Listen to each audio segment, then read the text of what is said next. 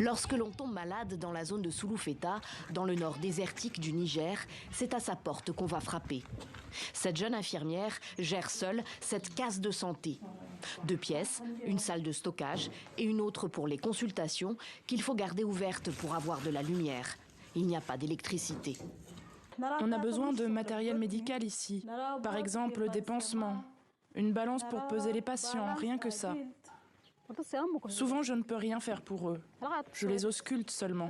Comme je n'ai pas de moyens pour les transporter, que je n'ai pas de matériel, qu'est-ce que je peux faire ? Souloufeta, c'est un petit village dans les montagnes de l'Aïr, à 240 km au nord d'Agadez. Une centaine d'habitants répartis dans une quinzaine de maisons en banco et qui se sont organisés. Chacun donne 1 000 francs par mois, 1,5 € pour abonder au maigre budget de la case de santé.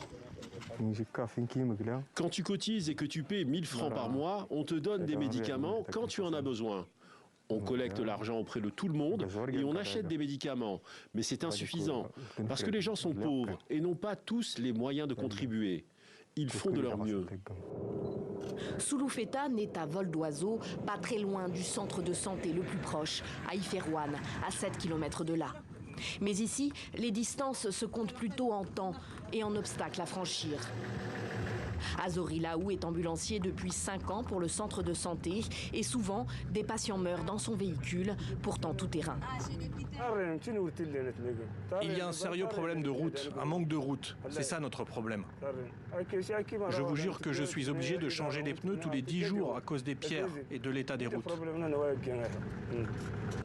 Les patients de tout le district arrivent ici lorsqu'il n'est pas trop tard.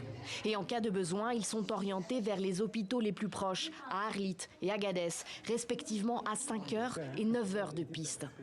Les 2 médecins d'Iferouane font au mieux.